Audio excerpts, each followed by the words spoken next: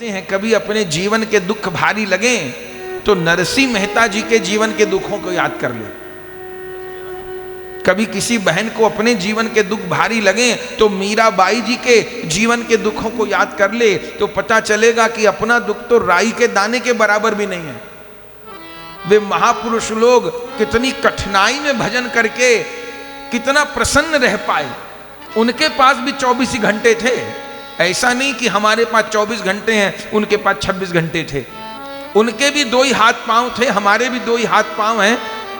और आज हम लोग तो बड़ी सुविधा में रह रहे हैं, उनके पास इतनी सुविधा नहीं थी। आज ऐसा तो नहीं है कि यहां भवन में बैठ करके हम लोग सत्संग कर रहे हैं तो कोई आके कहे कि जी क्यों कथा कर रहे हो, ऐसा तो नहीं। पर मीराबाई जी, नरसिंह जी जिस काल में हुए उस समय तो मुगलों के अत्याचार फैले थे।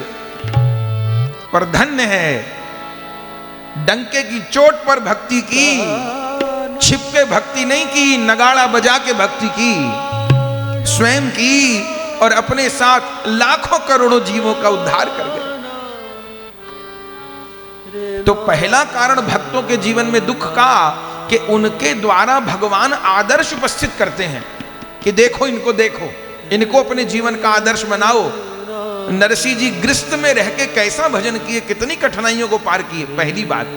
और दूसरा कारण क्या है, जब कोई भक्ति करता है, जब कोई भगवान की प्राप्ति के मार्ग पर लगता है तो भगवान भी उसको ग्रहण करने के लिए आतुर हो जाते हैं।